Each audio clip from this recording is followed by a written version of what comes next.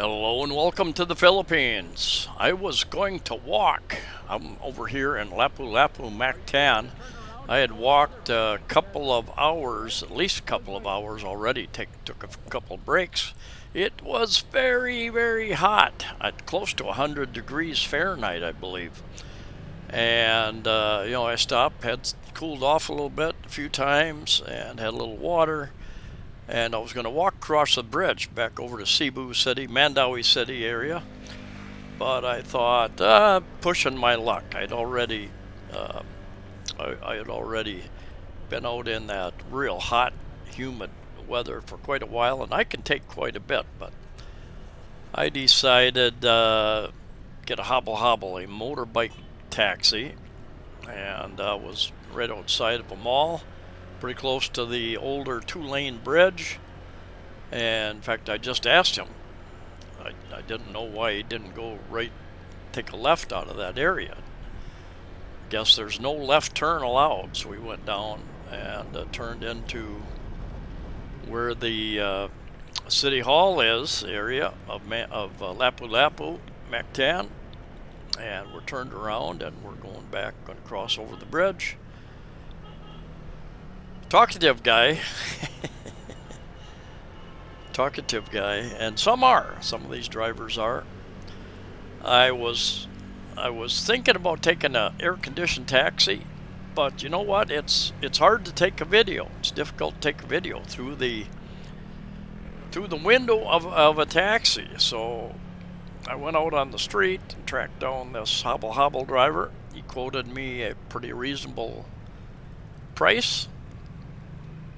And he's going to come back empty. Generally, he's not going to hunt around Cebu City to try to find a ride going back over to Mactan. He's going to come back empty. Unlike taxis, will just try to find another passenger wherever they're at, close to where they're at. But this is his home territory over here. So anyway, when I'm doing this video, this was a couple of weeks ago, I went over near the airport to meet a subscriber. Guy has kind of an interesting business idea, and once he gets it up and running, I'll go over and do an interview with him. But kind of interesting, unique business. And I've seen, like I told him, I've seen so many people. I've met so many people with sounds like good ideas, unique ideas. And there's a point in time, a year, 2, 3 years later, and the pandemic, the government lockdowns, destroyed a lot of businesses, a lot of people. They just couldn't hold on through all those government lockdowns. They destroyed so many businesses, so many livelihoods. But this guy has a pretty good idea, and you need capital. You need capital, time, and money, because it takes time to get going. And he's already had people approaching him, asking if he's open, and he's not quite ready to open up. Maybe he's hoping December, but at the kind of the height of the tourist season, so that should help. A lot of retail businesses around here in the Philippines and in malls and in America, they make most of their profit. Many months of the year they'll lose money, but they make their huge amount of profit during the Christmas season usually. So yeah, if you want to be, last Christmas, right before Christmas, I was just amazed. There were a number of stores in the malls who shut down to remodel. And they're closing during the busiest time of the year. It just didn't make sense to me. And then when they opened back up, it's like, well, they didn't appear to make many changes in the end, So anyway, this weekend, it is Halloween afternoon as I'm doing this video, and they've got a number of bars, different places that are having Halloween contests. I don't think I'm gonna dress up and go out and participate in that, but We've got All Saints Day and All Souls Day, November 1st, November 2nd.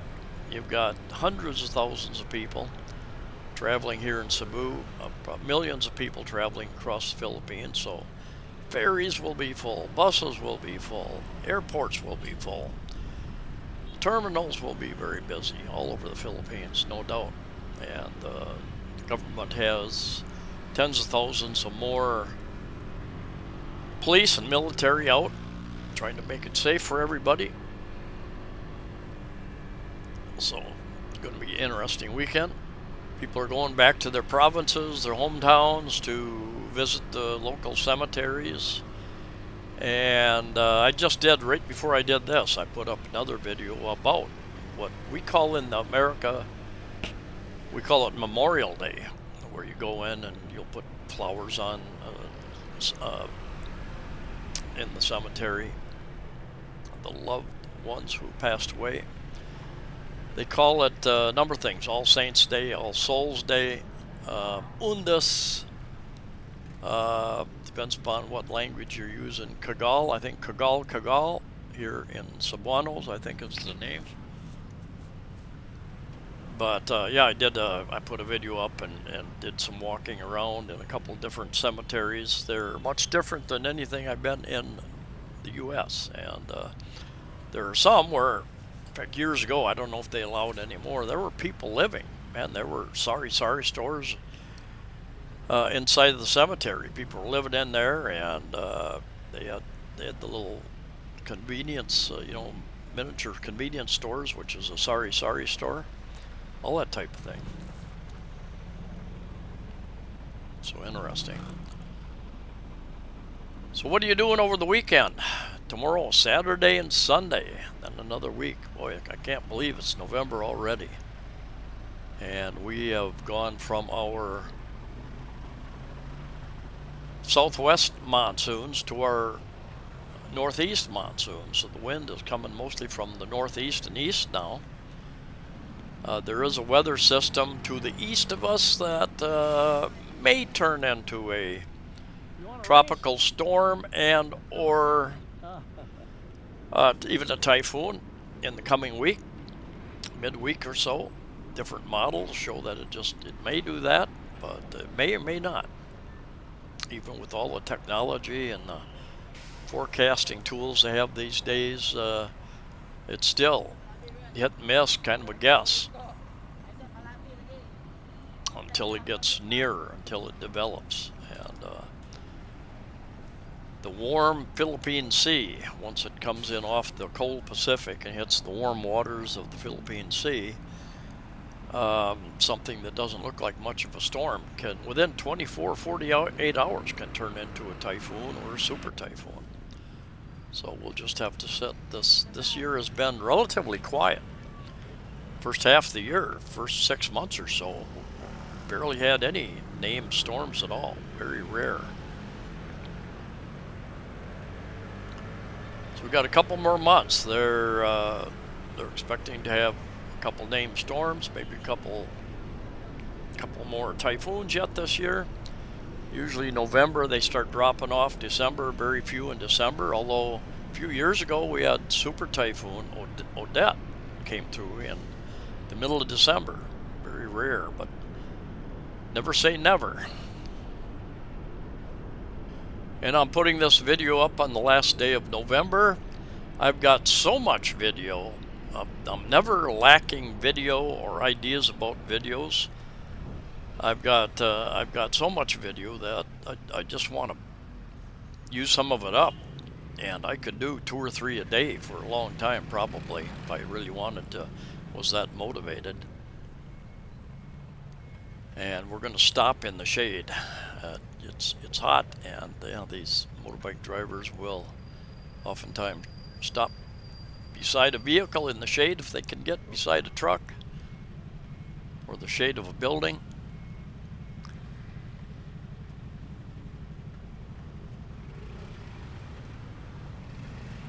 But yeah, it's headed back to uptown Cebu City, uptown area near Fuente. It was Media Circle. I live in that area. I've lived in 6 different condos, different parts of Cebu City over 10 years. Always trying to look for a little bit bigger, place, a little bit nicer place, a little bit quieter place. I pretty much failed on finding a little bit quieter place. There are places where you're not surrounded by the barangay halls where you'll get or different karaoke cafes where they'll run karaoke half the day, open air. We get that from a local barangay hall. They allow people to come in and just I think for free probably use their microphones and their big speakers. Barking dogs, loud motorbikes. Some cities kind of clamp down on loud motorbikes. I think Bacolod, Iloilo, a number of other cities do. Cebu City, Mandaue City, as far as I know, they don't, because every week there are more very, very loud motorbikes up and down the street. And yeah, if you're talking to somebody out near the street, sometimes even out on the balcony, you just have to stop talking until they pass by. Just the way it is. Speaking of Halloween, I've never seen the 6 different condos I've lived in. I've never seen any Halloweeners come into the condo building and start knocking on doors. They might come into, in fact, a friend of mine said he was in the mall the other day, and he said Halloweeners were coming into the various stores, and the stores are all set up, hand out a little candy to all the kids. So that goes on, and maybe if you're in a subdivision, you might get something like that, housing subdivision. But I have not seen that in any of the condos where they let them in and to go up and down the hallway. How about you guys? You gonna dress up, go Halloweening in your part of the world? Trick or treating. Where I grew up, we didn't have to do any tricks, but gosh, when I was very, very young, I know one of the neighbors had an outhouse. Most of you know what that is, and I don't think they used it anymore. It was just there. They had indoor plumbing, but it was still on their property. And they were not the friendliest people in this very small little community, and somebody came by and tipped over their outhouse during the night, I believe, if I remember correctly. But no, never did any tricking. Always everybody gave out the candy, the apples, the goodies, that type of thing. Never even thought about doing any tricking. There was one family, it was rumored that they would give out bad stuff. But anyway, have a good evening. We'll see you in the next video.